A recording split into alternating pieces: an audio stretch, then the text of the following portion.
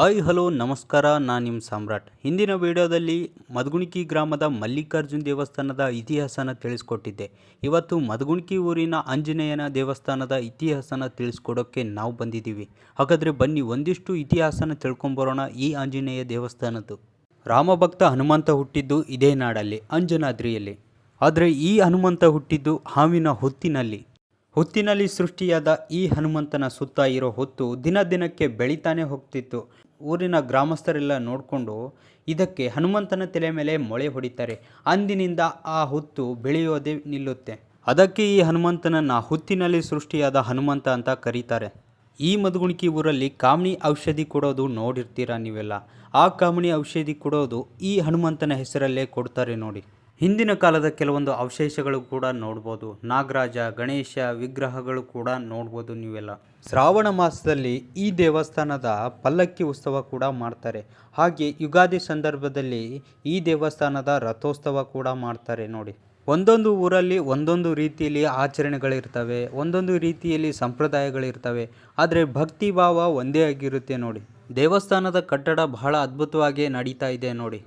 ನಮ್ಮ ಹಳ್ಳಿ ಕಡೆ ಯಾವುದೇ ದೇವಸ್ಥಾನಕ್ಕೆ ಹೋದರೂ ಕೂಡ ಮಾಲ್ಗಂಬ ಅಂತೂ ಇರಲೇಬೇಕು. ಇನ್ನೊಂದು ವಿಶೇಷತೆ ಏನಪ್ಪ ಅಂದರೆ ಪ್ರತಿ ಊರಲ್ಲೂ ಪ್ರತಿ ದೇವಸ್ಥಾನಗಳಲ್ಲೂ ಈ ರೀತಿಯಾಗಿ ಹಳೆಯ ಅವಶೇಷಗಳು, ಹಳೆಯ ಮೂರ್ತಿಗಳು ನಿಮಗೆ ಸಿಗುತ್ತೆ. ಈ ದೇವಸ್ಥಾನದ ಹಳೆಯ ಕಟ್ಟಡ ನೋಡಿ, ಇದು ಯಾವ ರೀತಿಯಲ್ಲಿ ಅದ್ಭುತವಾಗಿ ಕಲಾಕೃತಿ ಮಾಡಿದ್ದಾರೆ. ಸಿಟಿ ಕಡೆ ಆಂಜನೇಯನ ಗುಡಿ ಅಂತ ಕರೀತಾರೆ, ಆದರೆ ನಮ್ಮ ಕಡೆ ಹನುಮಂತನ ಗುಡಿ ಅಂತ ಕರೀತಾರೆ. ಬನ್ನಿ ಹನುಮಂತನ ಗರ್ಭಗುಡಿನ ನೋಡ್ಕೊಂಬರೋಣ. ಇದೇ ನೋಡಿ ಹನುಮಂತನ ಗರ್ಭಗುಡಿ. ಹೊತ್ತಿನಲ್ಲಿ ಸೃಷ್ಟಿಯಾದ ಹನುಮಂತನನ್ನು ನೋಡಿ. ಒಳಗಡೆ ನಿಜವಾದ ವಿಗ್ರಹ ಇದೆ, ಅಲ್ಲಿ ಮೊಳೆ ಕೂಡ ಕಾಣಿಸುತ್ತೆ. ಇದು ಮೇಲ್ಭಾಗದಲ್ಲಿ ಒಂದು ಮೂರ್ತಿಯನ್ನು ಮಾಡಿದ್ದಾರೆ. ಈ ಊರಿನ ಜನರು ಈ ಹನುಮಂತನ ದೇವ್ರ ಮೇಲೆ ಬಹಳಷ್ಟು ಭಕ್ತಿನೇ ಇಟ್ಕೊಂಡಿದ್ದಾರೆ, ಬಹಳಷ್ಟು ಆರಾಧನೆ ಮಾಡ್ತಾರೆ. ಪ್ರತಿ ವರ್ಷ ಈ ಹನುಮಂತನ ಪಲ್ಲಕ್ಕಿ ಉತ್ಸವ ಮಾಡ್ತಾರೆ, ರಥೋತ್ಸವ ಮಾಡೋದಾಗಲಿ, ಭಕ್ತಿ ಭಜನೆಗಳಿಂದ ಈ ದೇವರನ್ನು ಆರಾಧನೆ ಮಾಡ್ತಾರೆ.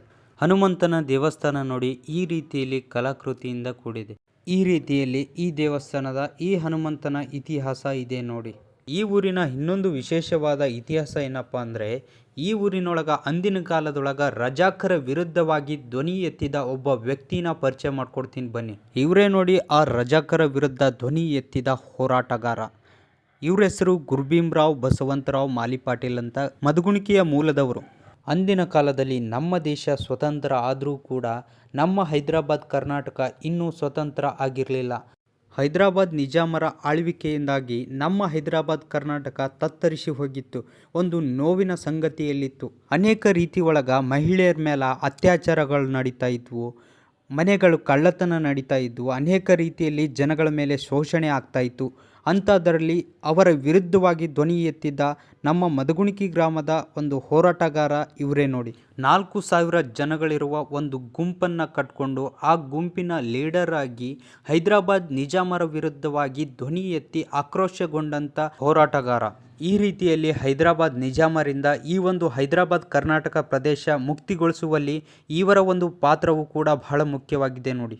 ಇದೇ ರೀತಿಯಲ್ಲಿ ನಿಮ್ಮೂರಿನ ಇತಿಹಾಸ, ದೇವಸ್ಥಾನಗಳ ಇತಿಹಾಸನ ಹೇಳಬೇಕಂದ್ರೆ ನಮ್ಮ ಕಮೆಂಟ್ ಬಾಕ್ಸಲ್ಲಿ ನಿಮ್ಮೂರ ಹೆಸರನ್ನ ಕಮೆಂಟ್ ಮಾಡಿ. ಯಾರ ಕಮೆಂಟಿಗೆ ಜಾಸ್ತಿ ಲೈಕ್ ಬಂದಿರುತ್ತೋ ಆ ಊರಿಗೆ ಬಂದು ಆ ಊರಿನ ಇತಿಹಾಸ ಮತ್ತು ಆ ದೇವಸ್ಥಾನಗಳ ಇತಿಹಾಸನ ನಮ್ಮ ವಿಡಿಯೋಗಳ ಮೂಲಕ ಜನಗಳಿಗೆ ತಲುಪಿಸ್ತೀವಿ. ಇನ್ನೂ ಯಾರ್ಯಾರು ನಮ್ಮ ಚಾನಲ್ನ ಸಬ್ಸ್ಕ್ರೈಬ್ ಆಗಿಲ್ಲ, ಸಬ್ಸ್ಕ್ರೈಬ್ ಮಾಡಿ, ಲೈಕ್ ಮಾಡಿ, ಶೇರ್ ಮಾಡಿ, ಹೀಗೆ ಸಪೋರ್ಟ್ ಮಾಡ್ತಾ ಇರಿ.